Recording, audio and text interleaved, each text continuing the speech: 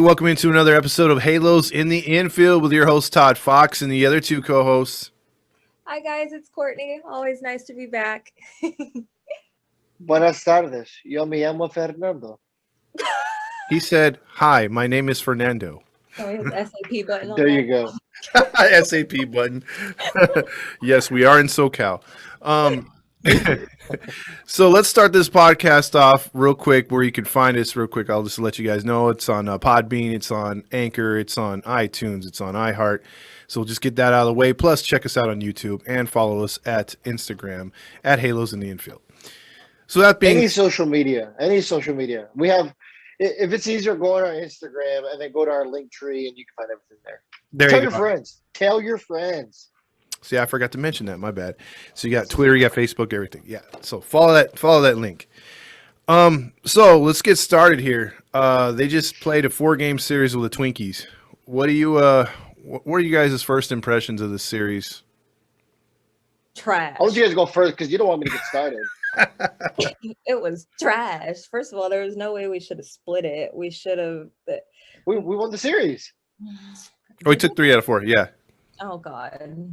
I think you're probably still stuck on game 2, though. I feel you. I am stuck on game 2. I think game 2 was probably the most heartbreaking for me. So, but the fact that I just felt like the series was too close for comfort, I guess. Mm-hmm. And I know it was something that I called in the first place when we did the other podcast before the series started. Mm-hmm. I know I said that some of these games would be close, and I'm actually mad that I was right because it shouldn't have been that close.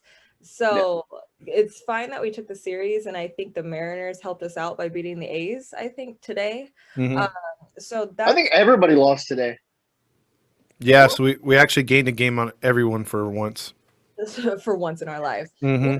Great, but again, I think it shouldn't even come down to that. It shouldn't come down to numbers to where we need other teams to lose in order for us to gain. Mm-hmm. Like, we should never have been in this position in the first place. But cool, we won the series, too close for comfort. And now we have, I think, Cobb with his blister that we have to watch out for.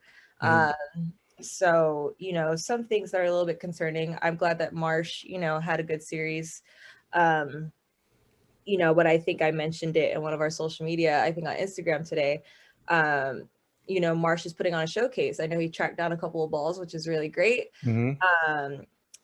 But I feel like he's going to be next on the trading block because he is worth value. We all know that. That's why we brought him up, and now he's performing and he's performing well.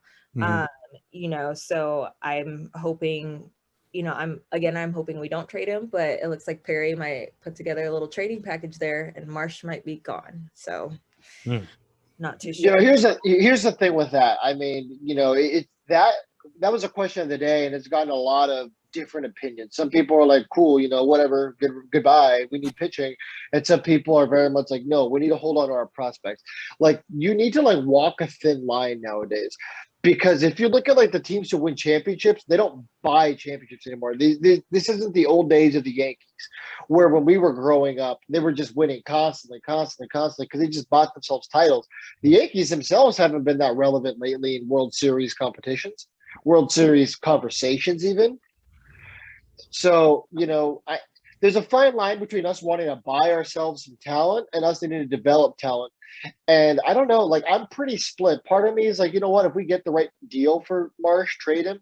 But the other part of me is like, what, at some point we need to start developing some of these guys. I mean, sometimes, at least for Brandon, he's kind of clicked already. But, then you have guys like Patrick Sandoval. What if we would have given up on him? I mean, I was pretty over him. Jose Suarez, the same way. I mean, Jaime Barria shit the bed to start the game and all of a sudden figured it out. Mm-hmm. Was it nerves? Maybe. But we'll get to that game near the end, obviously. Mm-hmm. But, where are you guys right now? Like, let's just say the news broke right this second. Brandon Marsh has been traded to, we'll say the Rockies, because, that's where the speculation is. What is your honest opinion, if it happened right now? Assuming we get an average return, I don't want to say we're going to fleece the Rockies, and I don't want to say we're going to, get screwed. So assuming it was it's a decent return, just average, what are you thinking? So if it's a multiplayer deal where Marsh is thrown in, I would have to say it can't be a rental. At least if it is a rental, like if Trevor's Story, they got to throw in a pitcher that has some control at least for another year, at least for one more year. I think I would feel empty if we gave away Marsh for a rental. I don't think he's worth a rental. That's just my opinion. Yeah, I definitely feel the same. I think it would definitely have to be some type of value or some type of profit, and somebody we could get a good year or two out of. Of course, a pitcher, But I honestly would be upset if we traded Marsh, because now kind of look at the situation that we're in. With Trout, I think Trout had a little bit of a setback these last couple of days because he wasn't running anymore, and now he's going back for a reevaluation. So, now we're put in the position to where Marsh and Lagares, like our other outfielders that we have, we need to keep them. Like, we need to keep them because, we can't help the fact that injuries happen, and setbacks and things of that nature, and of course, Trout is our guy. We all want him back on the field, but we can't sit there and rush him out either. If he's saying something is uncomfortable, then, something is uncomfortable. So he needs to take the time off, and we need somebody, of course, we're not going to have another Mike Trout out there, but we need somebody of somewhat of that caliber to be out there. I think Marsh is probably the most consistent that we have. Lagares has his good days, don't get me wrong, but he also has his very crappy days at the plate. And old man Eaton is exactly that, old. In my opinion. I honestly wasn't happy with that trade, but I would be upset if we traded Marsh at the moment. I think defensively we're fine, with the exception of Upton, but he has the best bat, so we're kind of screwed. We don't have because even if you throw Rojas out there, he can give you some occasional pop, but for the most part, he should be in the infield, but he'll play outfield too. So you do have some options, but no, like you said, nothing's going to blow you away, and you're going to probably need or maybe have to trade a player to get a hitter, which we never thought we would be doing with the lineup that we put on paper. But now, like you said, the breaking news of Trout, maybe we're going to find out tomorrow what's going to happen with his leg, and we got like 60 games left. And if they say, oh, you might have to go on the IL again, they might just shut him down, and just say screw it, and we'll have to start over next year. And that'll be a terrific blow to the morale of the team. And then you already got Mr. Period Rendon, who you just can't seem to get on the field. So I don't know what to say. That's two big bats, and then how long is Upton going to be good to be healthy? And also, he's starting off like 0 for right now. He's really not hitting the ball. So, yeah. The good news is that if worst case scenario here, Trout is going to be out for a longer time than we've expected, and he really is shut down. That definitely opens up the door for Joe Adele. Give him the shot at this point. We've got nothing to lose. I would much rather, let's just say, keep up this charade and just miss the playoffs with these younger guys who are still playing competitive ball games at the end of September, because that's the kind of stuff that's going to help you next year. Is it cool to go ahead and, trade for Yerman Marquez? Sure. Great. I get it. Yeah, you want to get that kind of guy. But also, I want to develop these kind of guys. I want to develop the Jose Suarez's. I want to get Patrick Sandoval more experience. You know what I mean? That's, at the end of the day, what's going to win you championships. I think I've said it to Todd in the past before Courtney joined the show, even before you even started listening.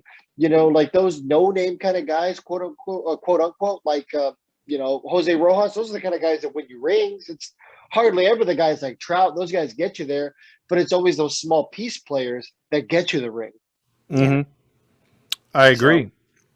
Okay. Oh no, I was done with my thought. Okay, so then let's also talk about some of the other news. Like I said, Claudio got DFA'd, so a lot of people weren't stressing that. Yeah, he's Grillmaster. Her Grillmaster is yeah, he's always DFA'd this guy. Yeah, I think he's happy somewhere. How many times do you think Grillmaster must have asked to DFA Claudio? If you had to guess. Hundreds. Yeah, he was on pretty consistently, just like how I'm consistent with Rendon on his period. It's heavy flow. It's a steady flow. Oh, it's It's like Niagara Falls at this point. But yeah. Well, game one was Andrew Heaney, and I think last time we were on here, I think you called it correct. I can't say it any other way, Fernando. You went 2 for 2 in that one. Me and Courtney went with Andrew Heaney. That's a loss. He proved us wrong. Big L. So I have to publicly apologize. Me too. For what I said about Andrew Heaney. So I'm sorry if he ever listens to this, but he turned it around. Fernando, you took the dub on that. So I publicly apologize. Don't come for me. But see, the one thing I will say is that you guys at least acknowledge what my mindset was. I was like, well, hey, Andrew Heaney's the kind of guy that when you say like he's due, he's normally actually going to perform at some point. And, he's like Todd's famous for saying, consistently inconsistent. It's always been his MO.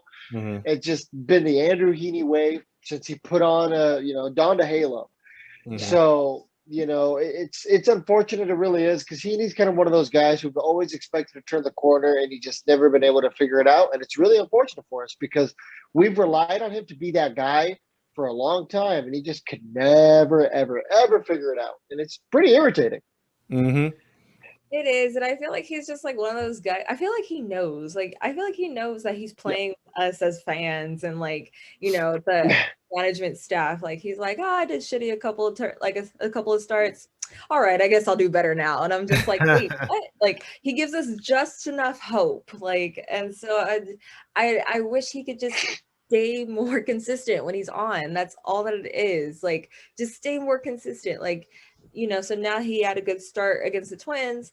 Now let's see what happens with his next start. Because now I'm still going back to home run Heaney. So yeah, no, that's fine. Honestly, what my hope is his next start should have one more start before the trade deadline, which is now going to be in like 5 days at the time this is released. So maybe a little less. I'm not sure. But the point is, if he can give us one more good start going into the trade deadline, maybe we're getting some calls all of a sudden. I'm not saying we're going to get a lot for him, but if you can get a average prospect, hell, I'll take a Luis Rengifo kind of prospect at this point. Really? Well, I mean, right now, as it looks prospect-wise, I think the team is pretty healthy. A lot of people would like to differ. I know they're calling him like the 25th ranked team as far as in the league with prospects, but you look at the guys that are knocking on the door down there, and on another page we were talking about the pitchers that we have currently on this roster and the bullpen pitchers and stuff like that. We have 3 pitchers out of the bullpen in AAA Salt Lake, which is a hitters friendly AAA park. Their ERAs are under 2, so we have 3 guys in the bullpen under 2. You got Packy Naughton that's down there that we just interviewed. You got Reed Detmers, who made his first start, shutout baseball, first time down there. Chris Rodriguez is stretching out as a starter. Jan's down there. You got some freaking talent, and I'm with Fernando. I'm to a point where it's like, if this season, even if they're 5.5, 6 games out, if they're going to make a run, and you got a lot of useless talent up here, let's try to sell as much as we can, DFA as much as we can, and let's just have a youth movement. And if they take us to the promised land or get us knocking on the door of it, then so be it. They're getting important experience at the same time. Yeah, because then also these guys are going to feel like they have some faith in them, right? Because, Perry's calling them up when we need to make that push. Mm-hmm. I think I feel great if Perry's like, yo, we just cut Kurt Suzuki's useless ass. It's your turn to go out there. Yeah, exactly. It's your turn to go out there and, get us there, because he's not going to do it. Or, I'm just picking on him, but I can go for like half the roster at this point. I never thought I'd want Ben Boom back, but I want Ben Boom back. Right? My thing is like, is Kurt Suzuki better than Ben Boom right now? No. No, of course not. I know. I never thought I would hear the statement that Ben Boom want Ben Boom back on. Give me my Ben Boom. I want Jet Bandy. Why'd we get rid of Jet Bandy? He was so solid. Come on. Yeah, right. We traded him for Martin Maldonado. Yeah. Loved it. That was great. I like Maldonado though. Yeah, he was a good catcher. He's just slow as hell. Yeah. He got that from Albert. Yeah, he did. So game 1, they actually won with Heaney. Good offense for the most part, but he held them in check. The bullpen held up. Game 2 was a game that I guess, I know you guys got thoughts on it. You guys want to start this one off? It was Cobb's start. No. I'm gonna let Courtney go. Ugh. I just She's like, I just said no. I just Deep said breath, no. deep breath. No, I think that was definitely the most frustrating to me. You know, I probably have the most faith in Cobb. You know, so to just have it end the way that it did, the cluster clusterfuck Yeah. of what happened. You know, the throwing error, I mean, after that throwing error from the outfield and then back to third base. Oh God, that was it. Like it was all downhill from there. And we honestly looked like a bunch of little leaguers out there. Like, why keep throwing the ball that much? Like every time, and my old coach used to just have a saying, like every time you have a throwing error, that's another run. Just hold the ball. You have a better chance of just holding the damn ball. That's what we should have done. And it, you know, obviously look what happened. You know, we had those runners come in and that was pretty much it. And then our sticks just took a complete dump and we just couldn't come back. And, you know, I mean, that's pretty much it. I think the one thing that is sometimes the most frustrating about this team is that when we do have errors like that, like we can't pick ourselves up. No. Like once we have a certain amount of errors or even just one error sometimes, that's it. That game, you might as well count that game as a loss, no matter if it's in the first inning or if it's in the ninth inning. That game will almost be a guaranteed loss just because our morale, we cannot pick ourselves up. Whether it's sticks, whether it's the bullpen, we can't do it. We can't have the support. And knowing that our sticks are already kind of struggling, we just can't have those errors like that. Those errors are huge. Like, and especially in close games. Like, I can't. It's making me mad. Fernando, go. They're I mean, I wasn't able to watch most of that game because I was watching the Brewers game. I drove up for that game, but I was following on my phone. I mean, you know, it was 2-0, and I was like, oh hey man, Kurt Suzuki hit the home run. I mean, I was taunting you guys about that as I was walking around the stadium. I was getting a good laugh out of them, and you know, I don't know what happened. I mean, it was 4-0 at one point. Yeah, they were cruising. Yeah, exactly. They were cruising. It was almost to that point where I think Todd, you'd said in the post game because I was listening on my drive back.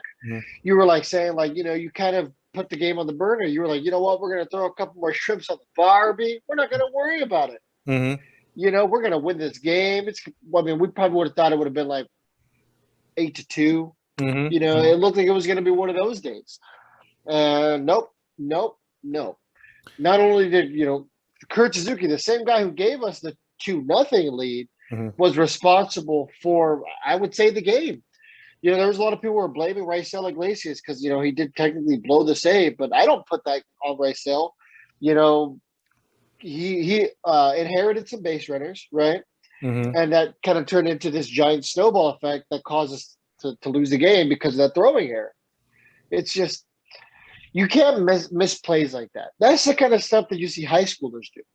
I think in this series, Madden took an L. I think a lot of L's in this one, and that was one of them because in the game I felt Watson should have not started the 8th inning. If you're going to have Raisel get multiple outs, let him start the goddamn 8th inning. Let him do 2 innings. And I think that was different for him. His mindset wasn't the same as we've seen lately. Yeah, and you're absolutely right. That game felt like it was 8-0, but their offense did what they've done so many times this year, which they even did a little bit the other day, which they get 2 runs early or 4 runs early, and they just stop. They change their approach. They don't try to get on base. They're just swinging for the fences, and they just go into autopilot. And they went into autopilot, and they let the Twins, you know, get a run here, get a run there, get a run here, get a run, and that's it. It was over. And then you don't foot on the throat, man. Foot on the throat. That's what this team can't do, though. You are an epitome of your manager or coach, and Madden is not the I'm going to go for the kill type dude. You know, I see other teams when they play us and they're up 6-2 and someone's stealing a base. Why don't we do that kind of crap? Because we don't try to put a game away. I know we have to keep the pressure on, and we just don't. Yep. Like clearly, like we just kind of go on cruise.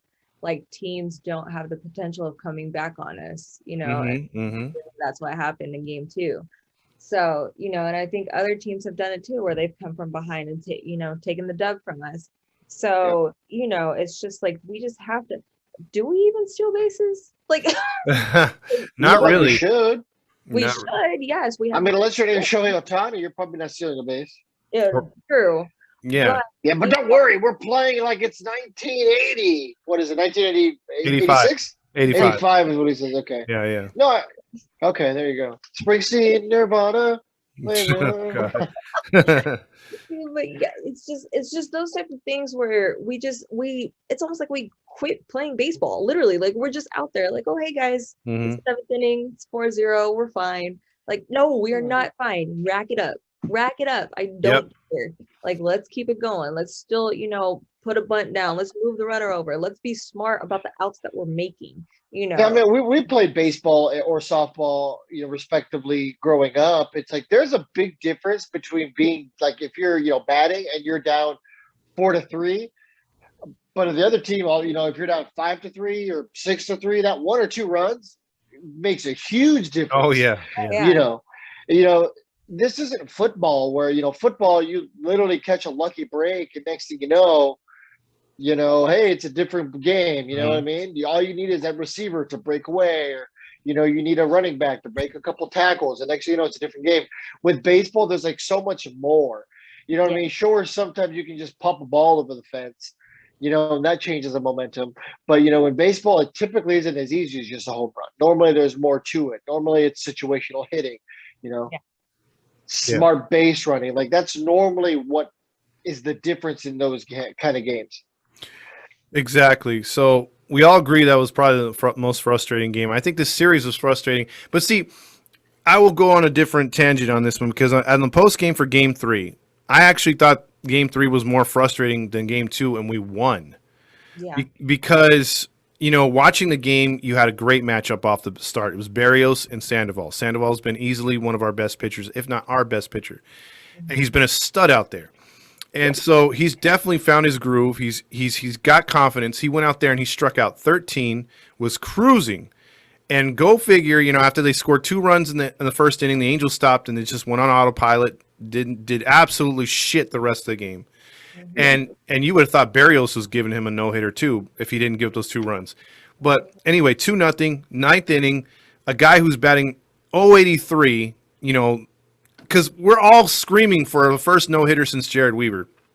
But the dude hits it off the end of the bat. He gets jammed. First solo no-hitter. There you go. Weaver. Yeah. So he doubles down the line, and you have a runner at second. There's still 2 out. You just need 1 more. He's barely at 114. He pitched more in the Seattle loss. More pitches, Sandoval did. And Madden comes right out and gets him. I'm like, what the holy fuck is this? He deserved to complete that game. To at least have a chance. Yep. Yeah, at least if he gives up a run or something, then it's different. Then I understand. You pull him, I get it. Mm-hmm. But just a guy, gave up a double. Great. I mean, give him a chance, man. Come on. Yeah, and then the shutout was immediately lost when Raciel came in, doubled down the line, Donaldson. But fortunately, he got Sanu on a great changeup to end the game. But thoughts on? I mean, as frustrating as that is, I think Madden takes the L because I think he hurt the staff in a way because everyone wanted to see him finish. But thoughts on that with you guys, and then also the metamorphosis of Sandoval. What do you guys think of Sandoval? I love what Sandoval has done. I love the fact that he's basically accepted the challenge of being a starter, and he's succeeded. It's not like he's completely shit the bed. He's succeeded as a starter, and like you said, now he's probably one of our best. So I love the transformation from Sandoval. Of course he had time. We've needed some time to develop him. Don't get me wrong, but now I think he's here to stay. I think he's definitely proved himself. I would have loved to see him complete that game. I think he deserved it. Okay, fine. He doesn't get the no-hitter, fine. But I'm saying he needed to complete that game. He just deserved it. I was very upset when Madden came and got him. There was no reason for it. You should have just let him close it out. He deserved that much. But yeah, I mean, overall, I think what Sandoval has done for us, it's amazing. And I know at least I talk about like how a player doesn't show emotion. Most of our team doesn't really show emotion. But I do like the fact that Sandoval, I think, has his own little swagger. And I think he gets more and more confidence each and every start. And I think at least I've seen it personally, and I love it, like he's got the hair flowing, like when he's coming in, but he's puffy beard. Yeah. Right. But he's gaining his own confidence. And I think not just pitchers, but every player should have that. So I really think he's taken it and accepted it. And I think he's done it very well. So I love what we've been seeing from Sandoval. Okay. I'm going to go ahead and have a really hot take here. So Chase, I know you all watch the shows. Later on, rip this clip because we're going to be holding this against me. All right. All right. In the next 2 or 3 years, bearing any injuries, the Angels are going to have a top 10 starting rotation in baseball, maybe top 5. If Patrick Sandoval, Jose Suarez continue to go the way they are progressing right now, and they continue to trust their stuff, because that's the difference. The difference is that they're not 18-year-old, 20-year-old kids who are tiptoeing around trying to get people to chase. Is, you know what, man, I tried, my fastball's in right now, we're going for it. That's really the biggest thing about pitchers. I mean, that was the thing I liked about Dick Pick Mick. It was the fact that he had that philosophy of throwing strikes. You're going to throw strikes. His other philosophies about setting nudies was not it. That wasn't it, Chief. But his philosophy of I'm going to throw strikes, make him beat you. That's the philosophy you need to have up there, and that's what these kids are doing, and you can tell. When Patrick Sandoval goes up there, you can tell that he's feeling himself, like you said. He's got the confidence, he's got the swagger. That's what baseball and that's what pitching really boils down to. Trusting yourself. Hey, man, I really like my curveball today. I'm going to pitch it till you can hit it, and prove to me that I should throw something else. Yeah, his changeup has been amazing. I think that's his best thing that he's gone with. Like you said, he trusts his fastball, but then he could say, "Okay, try to hit my changeup." So, absolutely. And this isn't even like a thing where it's like, well, maybe he's getting lucky. Like his whiff rate is one of the best in baseball. Like people are not, people are swinging and missing. It's not even like it's soft contact. People aren't even touching him. If they're not talking about him this year, I guarantee you with another off season, another season starting next year, he will get talked about. And he possibly, depending on who they get in free agency, could be fighting for that eighth spot. You never know. But I agree with you. I actually don't think that's such a hot take. I think it's a futuristic take. I think they will have a rotation that's going to scare people, and we're going to look back at this time and be Todd, it's a hot take because 3 years ago, if I would have said that, you would have asked me what kind of drug I'm taking. Yeah, I know, right? Okay, you got a point. You got a point. That's why it's a hot take. But I mean, it's like one thing that does scare me is we're going to have a lot of lefties, and that's also not good. You need to have a balance because, I mean, imagine this world where we have, Ohtani, who's obviously a righty, Sandoval, Suarez, Detmers, Naughton, and then what, Griffith Canning? I mean, Chris more Rodriguez. Than half of your – or Chris Rodriguez. Yeah. The good part is that I named 6 starters and forgot Chris Rodriguez. I mean, that's 7. And those are 7 guys who have potential to be some of the best out there. I mean, we know Ohtani can be one of the best pitchers in baseball. And, we're hoping that Sandoval can become one of those guys. But what I'm saying is that we're having a conversation here where I can say, hey, or you can say, Patrick Sandoval might be one of the better pitchers, and you're not going to get laughed out of the room. That's true. And one quick thing on Mickey Callaway real quick is he had 2 philosophies. A was Dickie Mickey is what I'm going to start calling him. Yeah. Hit your spots, number A, and then B, show your penis. That was his philosophy. So B got him into trouble. Go figure. It's probably a good thing we didn't get Trevor Bauer. Jesus Christ. Oh my God. Dick problems. Like he's gonna send inappropriately seductive photos and then just injure women. That's not like that's two no-nos. Our women you do not do. Our women fan base would be at zilch. Even Courtney would leave. Yeah, I was like, you know what? Yeah, no. We're sending unsolicited photos to women and then we're going to go ahead and It's team policy. use them. Yeah, Team policy. they're taking lessons from each other. Like, oh, and like they probably think they're like proper gentlemen too. They're like, oh, Yeah. Bad all around. yeah, right. It's okay. It's okay. I bought her dinner before I knocked her out aggressively. It's just like, come on. That's Trevor Bauer for you. Could you imagine a world where we would have gotten Trevor Bauer? I mean, we all probably would have been lit. Let's be honest. You know, if we could go back in time, we would have been like, "Oh my God, yeah." No, that's Dicky Mickey, and then of course, this woman beater over here. And then well, stand by for the Dicky Mickey T-shirt. Oh, love it. Oh God. I don't know if that one's gonna sell or not. Hey, Redbubble has a mature section. Oh, okay. There you go. So just like the Artie Moreno shirts, we're gonna sell them at cost. Oh God. Well, that takes us to game 4. And you know what? There was another picture. You mentioned 7 starters, Fernando, that we have, possibly for next year. You forgot about today's starter, Jaime Becerra, that we've been wanting this guy to take the next step. And he's been up and down several times. But the way this game started, you're all, well, there's Jaime being Jaime. But as the game progressed, that was exactly my thought. Like, yeah, my exact words. I think I texted you that. Yeah. So I mean, like, he turned into something good the rest of the way, and the Angels actually walked away, and they actually did something late. What Courtney was trying to talk about several times: add-on runs, which they have been so terrible at, and they did, right, Courtney? Yes, thankfully, yeah. Finally a game I could tolerate watching through all 9 innings. I have to admit though, after those 2 home runs, I was like, Jesus. I was like, here we go. Like, it's gonna be a long day. My mom almost turned it on to the Olympics. So I was like, no, give us a chance. Nobody's trying to watch water rafting. I mean, some of that gets intense, but real quick. How often do you guys actually watch the Olympics? Any event, anything? I watch the rowing. That's pretty intense. The rowing? Yes, rowing is intense. My mom started watching it, and I just kind of walked by. I was like, "What the heck?" And somebody was like taking the lead, and because those bitches were rowing. I'm sorry. You're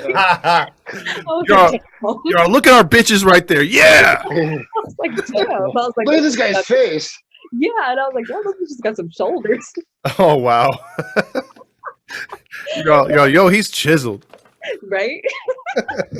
Well, just wait until we have the Patreon officially launched. We're gonna have Courtney like doing live commentary for like sporting events. It's gonna be great. Her and Rally Chris. Oh, yeah. That'll work. We'll get Rally Chris on it too. He'll do it for sure. Courtney and Rally Chris teamed up. He'll do it for free. The Olympics. Courtney, ooh, look at that motherfucker rolling. He's going. Look at the forearm. Look. I don't know, like, what are you looking at rolling? Like, look at the forearm and the elbow. It's, look at that form. Moving. Yeah, right. Look at that damn form. Be like, does she even know what she's talking about? No. Like, just let her talk. Just let her do it. Do any of these people know what they're talking about? Come on. Not at all. They can get away with it because when it's not the Olympics, most people are not watching like half of those sports. Yeah, more than half.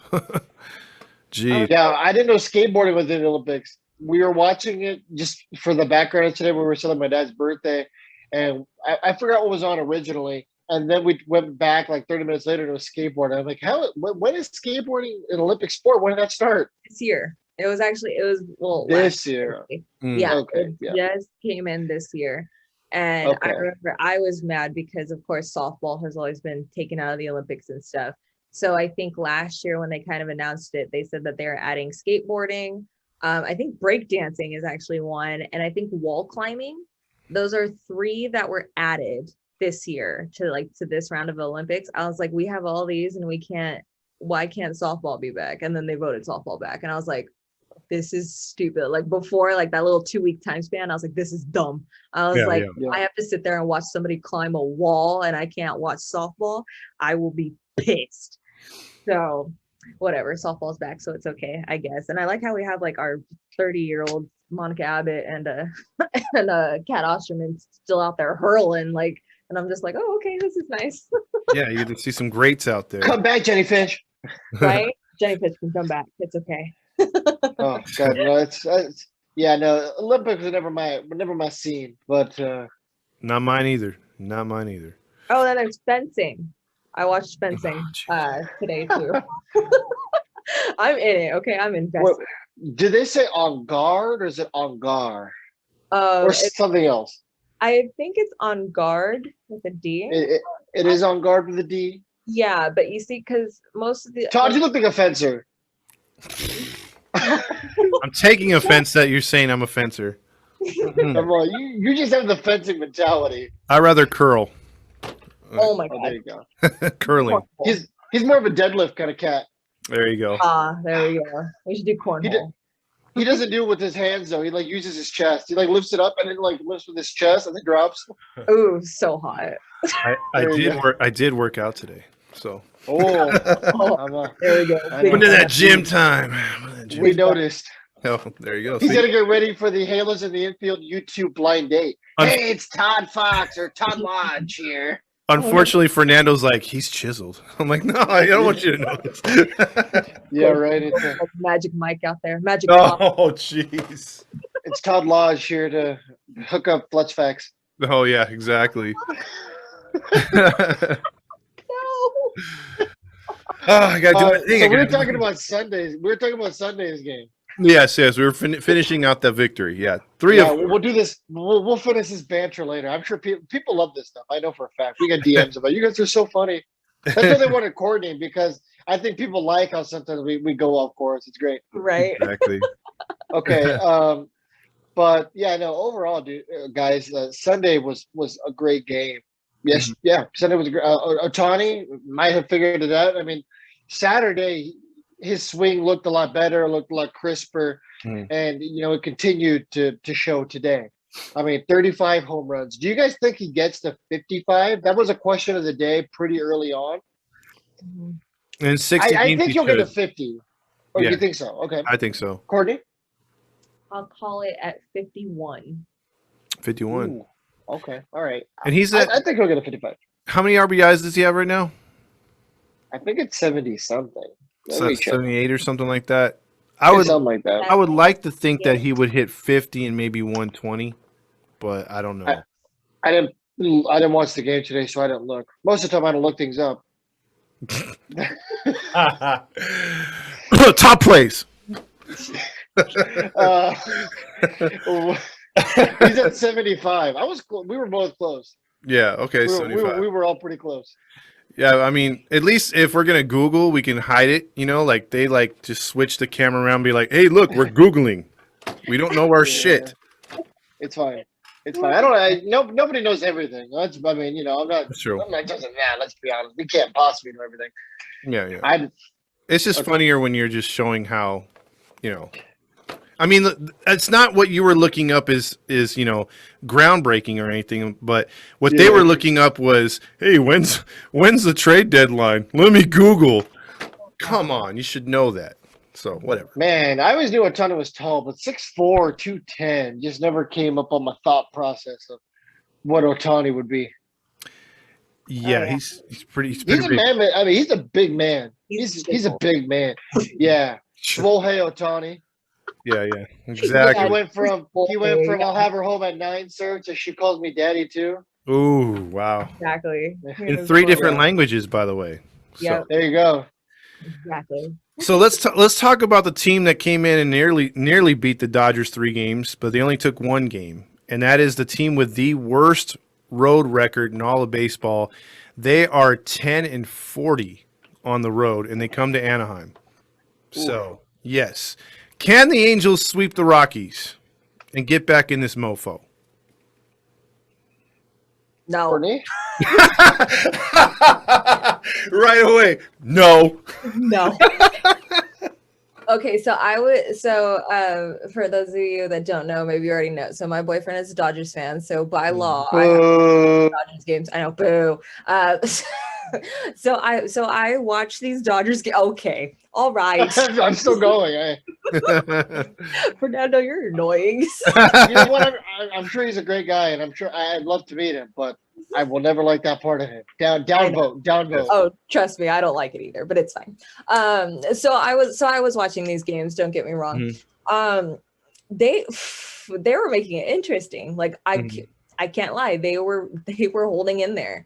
You know, granted, I think one night, I think the night that they won, Dodgers got screwed over on a couple calls. Not even, you know, just call it how it is.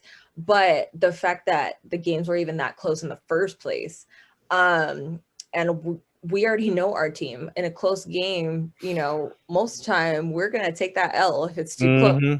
So I don't like the fact that, how do I put this? The Rockies they're fighting back, you know, for them having a bad road record, but I'm sorry, I feel like they're going to fight back. So it's not going to be an easy sweep, let alone if we sweep it all. I think we'll take the series. I'm definitely not doubting us that. I think we'll take the series. I'm not going to call it a sweep. Okay, that's fair enough. Fernando? I agree. I think we're going to win 2 out of 3. I mean, it's just, you know, I don't care who you are. And I don't care who you are playing. I mean, you know, predicting a sweep is always great, but I don't know. It's just, I hardly ever predict sweeps just because everything has to go absolutely right. And I'm not confident with everything going right for our Angels ever. I always hope it happens. But, you know, I mean, if I'm putting money on it, I'm definitely not betting on a sweep. I mean, are any of you guys putting $100 on a sweep right now? No. The way they've played all year, there's no reason for us to think that there's going to be a sweep. Now, you can get a little bold and say, you know, hey, I'm going to be groundbreaking and say, hey, we're going to get a sweep. But when it comes to this series, like, I don't even like game 1 off the start, which is Marquez and Ohtani. That could be another, hey, we're in the 7th inning, and what do we do with Ohtani because he's got a shutout and Marquez has got a shutout? Do we put him in right field or we take him out? It's one of those things. It could be a repeat. And my thing is, if they do lose one of these 3 to Colorado, our luck would be we win 2 nights that Oakland wins, and then the night that we lose, Oakland, you know, wins as well. Or maybe we don't gain any ground, is what I'm trying to say. Maybe Oakland sweeps, and we after winning 2 out of 3, we're actually down a game. So that's my whole worry. I think this series is a loss if we don't gain a game in the standings, either way. Oh, I agree. Let me ask you this about the first game. Is this a tryout for Marquez being so close to the trade deadline? Absolutely. In the sense of, okay. Yeah, you think so? Yeah. And I don't even just mean necessarily with the Angels. I just mean, you know, obviously he's under a microscope, but, you know, a lot of Angels fans want us to get Marquez. So that's what I'm saying. You know, do you think maybe he views this as, hey, you know, I could go to this team who might not be contending this year, but will probably contend next year? Yeah, he could be pitching for his first time in Angel Stadium as a Rocky, and then move on over to the next clubhouse. It could happen, but I think we would have to beat him for that to happen. Like, best case scenario, we win like 4-1, 3-1.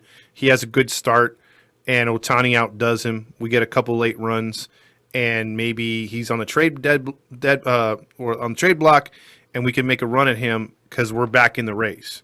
But I've said it many times on the post game. It's hard for me to project out and say, hey, we're going to be 6-1 in the last 7. It's like, can we just win tomorrow? You know? You need to channel your inner Roger Lodge. We're going to sweep every team forever. 162-0, baby. Yeah, right. Okay, all right. So thumbs up if you think we're going to win the first game. Thumbs down if you think we're going to lose. It's Marquez versus Ohtani. All right, ready? 1, 2, 3. In the middle, sort of? Like no. Right. You got to pick. All right, I'll go with Ohtani. All right, so we're all predicting Ohtani will win the first game. It's just hard to imagine Ohtani losing. You know, I know what happens, but I mean, he's only lost 1 game this year with the horrible run support he's had. I think he's going to rack up some wins here in the second half. I really do. I think he's going to get to 10 by the time we're done.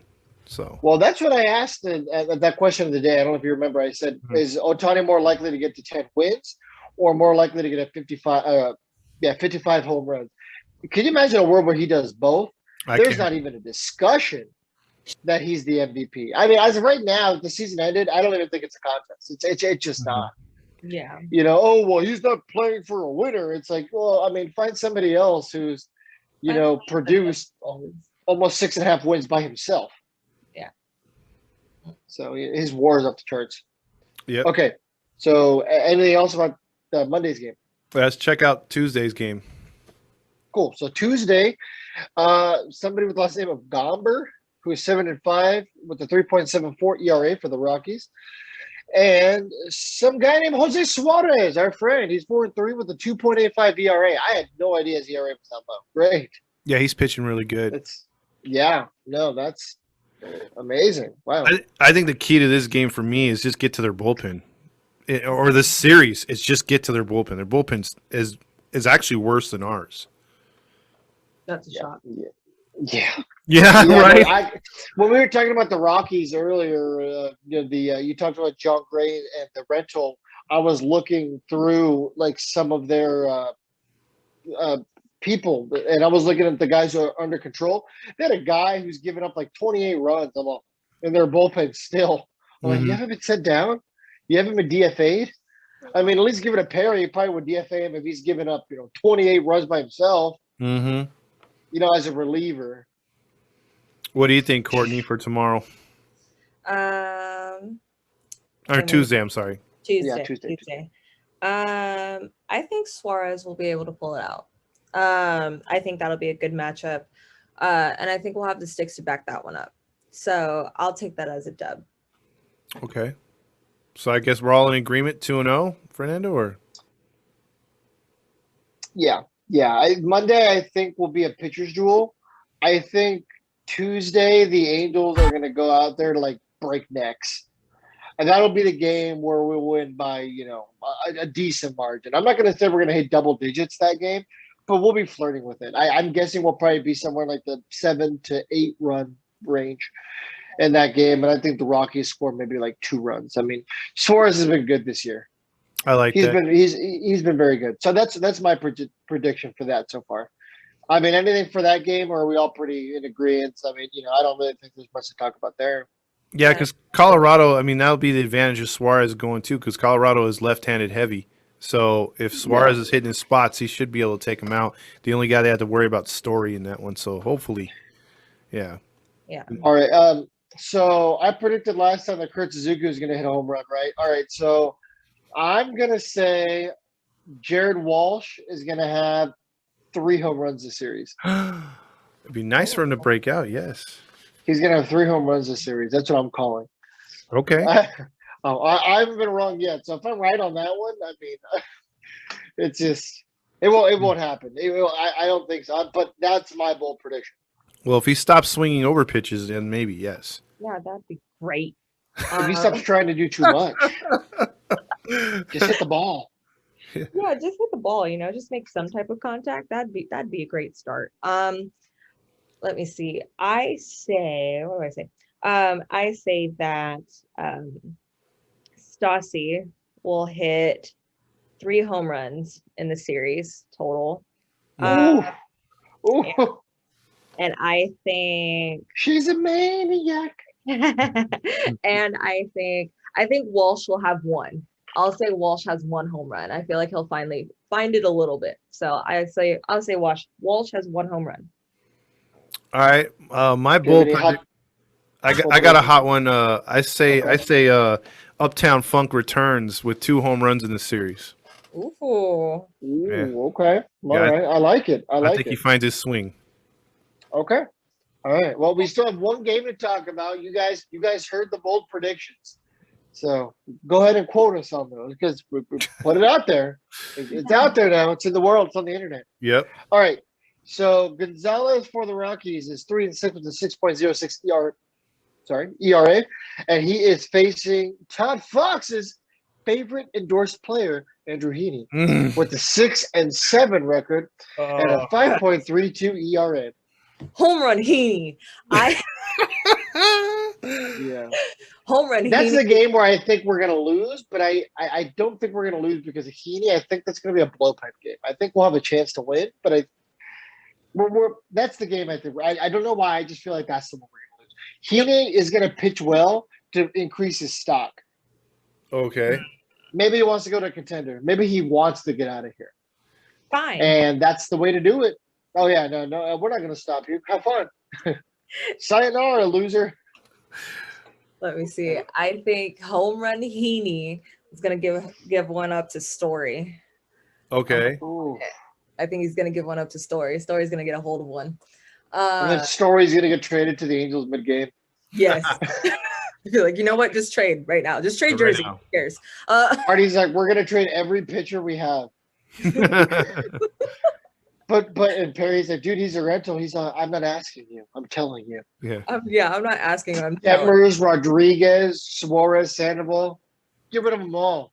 him. He's getting a hard on as he talks about it. Like, no, I just want Trevor Story. Like, Ooh, that's it. ooh. Dickie Dickie Mickey, and it has like a little like wood sign carved on the bottom. It says plus Artie. It is like poorly spray painted. It says plus Artie. Oh God. +1. Ooh. Oh no. But yeah, I think Heaney, I think Heaney will have an okay start. I'm not calling it a complete waste, but Okay. I do think he will give up a home run to Story.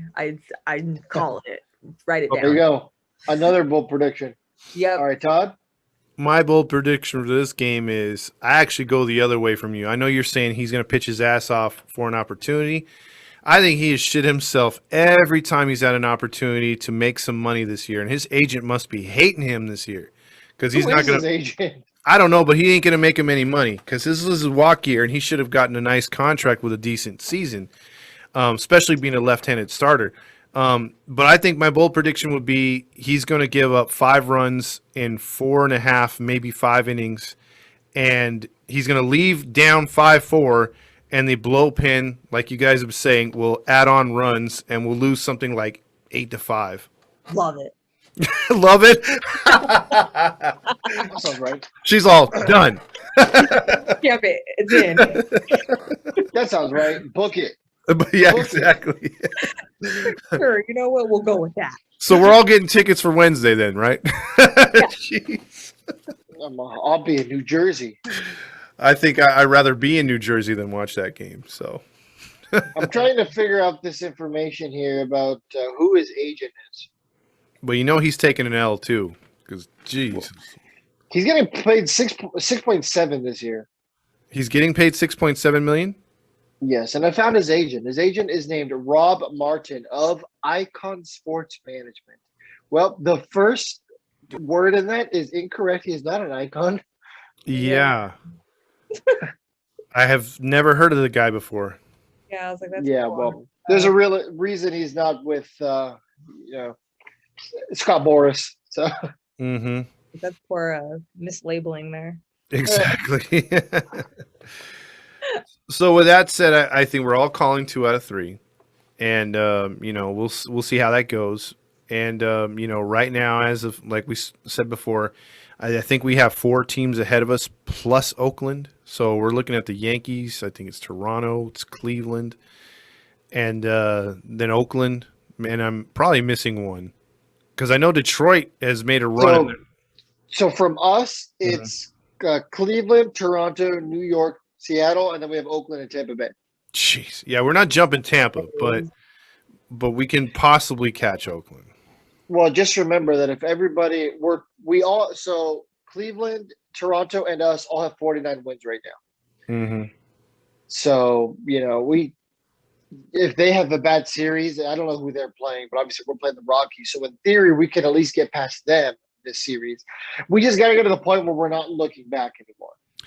Yeah, because right now in that scenario, besides Cleveland, you're going to have us playing Seattle or the Seattle games affecting because we're in division, and then you're also going to have New York and Toronto battling. So they're going to have their own individual battles in division, and us with Seattle too. So that's going to change the complexity of things. And then Oakland's a team in our division we're chasing. So obviously, things have got to change how we've been playing in division, and they got to change now. Yeah, it's been a long couple of years with that. Mm-hmm.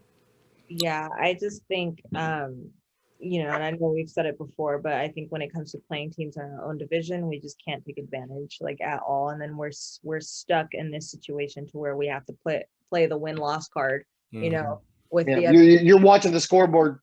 yeah, we have to, like, oh, we'll make it if this team loses. And I'm just like, wait, it shouldn't even get to that. Like, it's like a numbers thing or something. And it's just like, no, like we should have never been put in that position in the first place. But now look at us now. So it's so hard when you don't control your own destiny. Yeah. And it's just, I can't tell you the last time we ever controlled our own destiny in one of these situations. It hasn't happened in a long time. Because in 2014, when we were a playoff team, we didn't need to control our own destiny. We were the best team in baseball, record-wise. Yeah, I think if we lost 2 in a row, everyone was hyperventilating. Now it's like you lose like 4 or 5. It's like, well, it's okay. We'll probably get back to 500 and we'll win a couple of games. And But I don't know about you guys, real quick. But to me, and I said this on the post game, this is the most frustrating season I have ever watched in my life. I don't know if it has to do with social media playing a factor in it, but I've seen a lot of crappy baseball over my lifetime with this franchise. But the potential in this team and the way that I felt going into it and the way it's been so up and down, and it just seemed like we just can't get over that hump. I don't know about you guys, but that's my feeling. I'm just so frustrated. Yeah, most definitely. I think me and my family were all Angels fans. And just the sound of our roster when we started the season, Rendon, Upton, a healthy Ohtani, Mike Trout, all these big names, Fletcher, we've always been fans of Fletcher. Mm-hmm. So all these big names that are in our roster and in our lineup, but then you look at our stats on paper and we shit the bed and we're just trash. We're a big dumpster fire. And it's just like, Jesus, like we should not be, this close, to below 500, or just one game over 500, that should not be us with the big names that we have, and I see these other teams, like the Dodgers, the Los Dodgers, they pay for these big name guys, kind of like we paid for Rendon, of course, Mike Trout's contract, and then of course we just let go of our main one, Albert Pujols. But right, who? What? Never heard of that. But we had all these big names, these big time contracts, and it's just like we can't do anything with them. At least God forbid, but at least the Dodgers, they could do something with their big name guys. The Padres, they do stuff with their big name guys. Mm-hmm. And we just can't, because Rendon is icing his vagina. And we just can't do anything. And the problem is they always pick the wrong big name guys. Yeah. But, I mean, okay, let's talk about this real quick. And this is probably a whole show in itself. But just a quick couple bullet points, because like I said, we could do that probably in the offseason. You know what? In the offseason, we probably will review this. Mm-hmm. What were the last big name guys within like the last 2 or 3 years that have gone to other teams who were immediately productive and have made like positive impacts? Any kind of player? Yeah. Well, I mean, in baseball. Yeah, that's what I'm saying. Any kind of any player for any team, like within the last couple of years. I don't want to dig deep to where we got to do research. I mean, just off the top of your head. I would say a guy like Christian Yelich prior to last year's COVID when he first went to Milwaukee. He was traded. Yeah, he was traded. You mean free agent? Yes, I mean like signing wise, because Courtney was saying that we haven't signed. Our signing haven't worked out, but I can't think of anybody really. I mean, you could say maybe Garrett Cole with the Yankees, but that's still up in the air because of the spider tech thing. He's done better the last 2 weeks or 2 games for him, but is that sustainable? Maybe. I mean, who are some other guys? Maybe. What's his name? George Springer for the Blue Jays has kind of paid off for them so far. Springer, Mookie Betts, maybe. He was traded. I was going to say he was traded, but has re-signed. Yes. Yeah. But no, Mookie Betts is having a horrible year for his standards. He's been hurt. Yes. Yeah. I mean, but you know what I mean? Like, there's not a lot of guys who just immediately come to your attention. What we consider. I mean, can't say Trevor Bauer. I'd say Machado, maybe. Machado's been solid with San Diego. Yeah. Machado was a good. I mean, Eric Hosmer has done decent now, but prior when he first came over, he was horrible. Yeah, one of the worst first basemen in baseball statistically. Yes. So there hasn't been a lot of very big name players who have made positive impacts on new organizations. And the thing like that I did always say about Artie is at least he spends the money. Maybe not always at the right places and with the right moves, but at least he always tried in that department. But that's what I was defending Artie. Now screw Artie. Well, real quick with what she said on the other show, Courtney, and one of her favorite pitchers is one of my underrated free agents I wish we had gone after because he was there for 2 years, and that was Lance Lynn. She loves Lance Lynn. He pitched again tonight and got a win in Milwaukee. Very, very good pitcher. Yeah, I know she's pissed.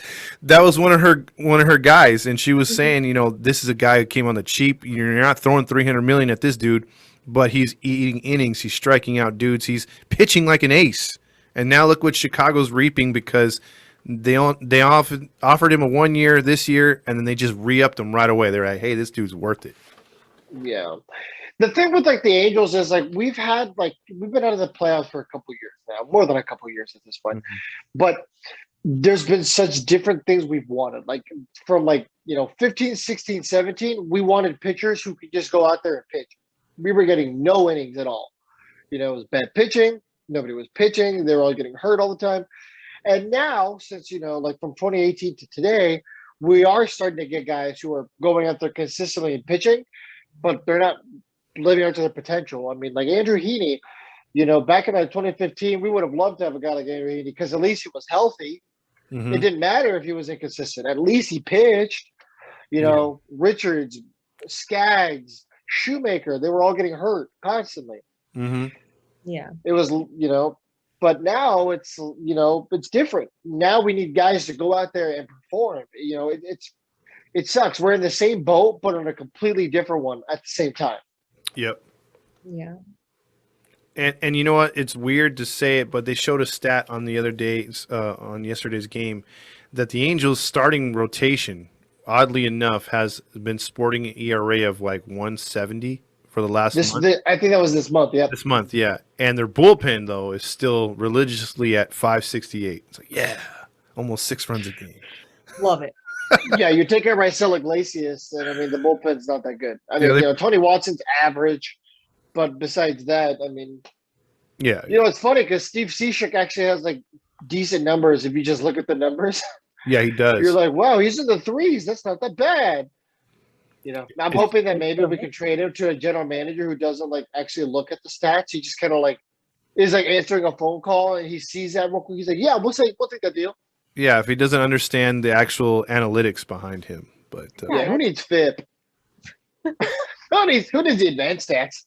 I know. What you got, Courtney? I was like, yeah, no, as long as you just don't actually look at his numbers, then maybe, he's an asset. His actual numbers, we're Gucci. Yeah.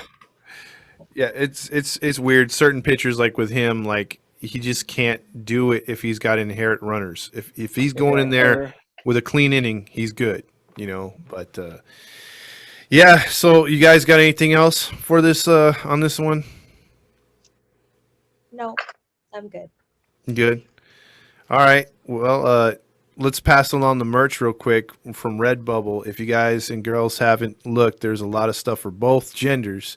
Even if you identify as a bee, as a tree, as a flea, we have stuff on there for you. And there's stuff for schools and everything. And then, yeah, there you go, right? I was rhyming tonight. Get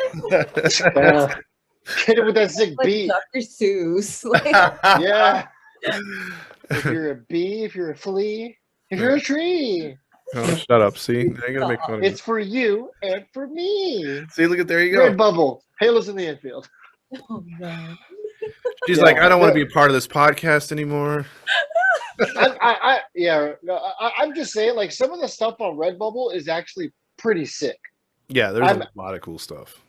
Yeah, I'm actually a pretty big fan. And I'm going to go ahead and say, if any of you guys ever buy the comforter, I will personally buy you a t-shirt from our shop of anything you want. Any t-shirt you want, I will buy it. I'll throw in another one as well because that's pretty I want outrageous. somebody to buy that comforter. I need somebody to buy that comforter. I don't care which one you pick. I want someone to buy the damn shower curtain and take a picture, and I will love you forever and buy you a shirt. So. Wait, what? Yeah. We have? Okay, I'm a because I didn't even know we have all this stuff. Wait, we have a comforter. What's on it? I need to look at this right now. Go. You could Go put on just our about Red any Bull. design that we've put out. You could put this design on it. You could put the blow pen, buttercup, whatever you want on it. Oh my god! I think I'll buy one for the blow pen. Are you in it right now? Are you on it? Yes. All right. Okay. Right now. There you go. Heck. Wait, hold on. Give me a And second. when she's doing that, make sure to also check out our other sponsor, Raise Energy. Yes. No sugar, no crash, 0 calories, no bullshit. Raise Energy. Use code Halos Infield at checkout for a sick little discount, courtesy of Courtney. And it doesn't taste like crap afterwards either. That's the one good thing.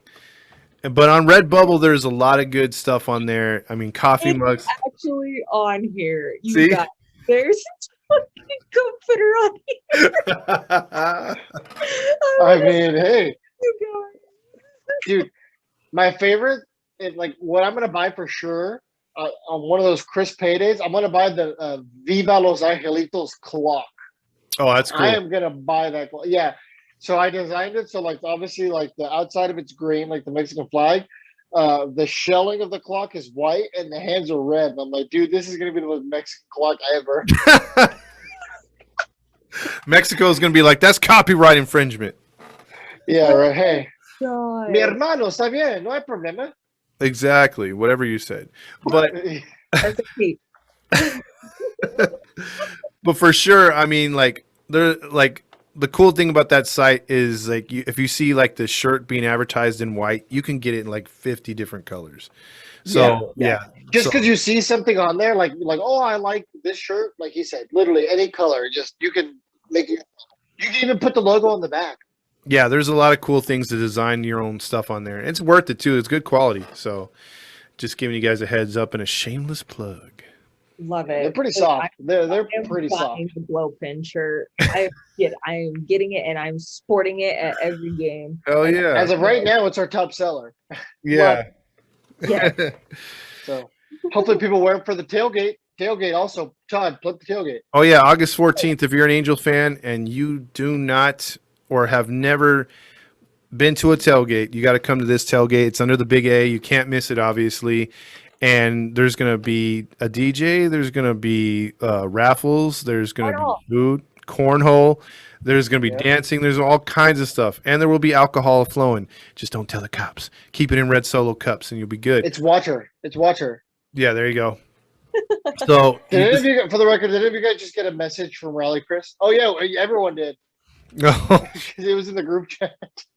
17 more minutes. Oh God, he's doing a countdown. We should probably go to bed before he finds out that we're on. Yes. He's gonna yeah. Say me happy birthday. Everyone, make sure to wish Rally Chris happy birthday. We will sincerely wish him a happy birthday from everyone on the network. We're just teasing him. We have to. It's our job. Yes. It's our job. You got to tease your coworkers. Like if we were somewhere with him, we'd put a sign on his back that says "Kick me" or something like that. We love you, Rally Chris. We love you. Yeah, we love you, Rally Chris, and happy birthday. As another Leo myself, because my birthday's August 13th. So Oh, snap. Okay. Oh, there you go. yeah. It's gonna be extra litty. Oh, always. Are you gonna drag your boyfriend to the tailgate? Yes. Oh, Yes. He can't wear Dodger stuff though. No, okay. So it's really great. He really is a good sport about it because he has an Ohtani jersey. So Okay. he wears Okay. it. If not, we were gonna make him wear Halos in the infield merch. Something. Sure. Yeah, he's a really good Blow pen shirt. Wear your blow pen shirt.